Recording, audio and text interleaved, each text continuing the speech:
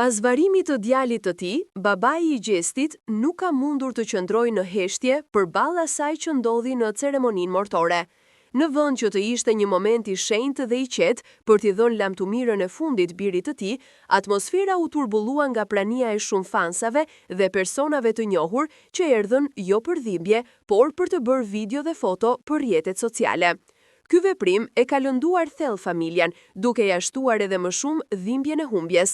Ai u shpreh se nuk e kishte menduar kurrë se ditën e varrimit të djalit të tij, në vend të lotove, do të shihte kamera dhe telefona të drejtuar drejt varrit.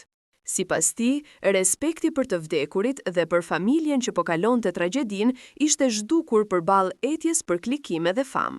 Ai e quajti këtë sjellje jo vetëm të papërshtatshme, por edhe fyese për kujtimin e djalit.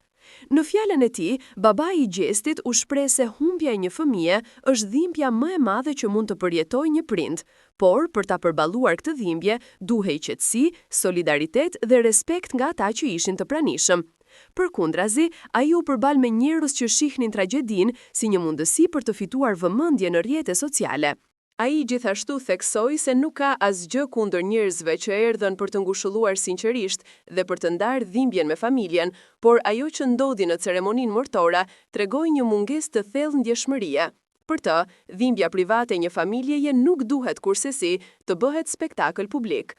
Në fund, ai u bëri thjerrje të gjithëve, që në raste të tilla të mos harojnë arsyeën e vërtet pse ndodhen aty, për të nderuar jetën e ndjerit dhe për të respektuar familjen që po përjeton tragjedinë. Ai e mbylli fjalën e tij duke thënë se djali I tij meritonte një varim me dinjitet, jo një skenë të shëmtuar për ndjekës e klikime.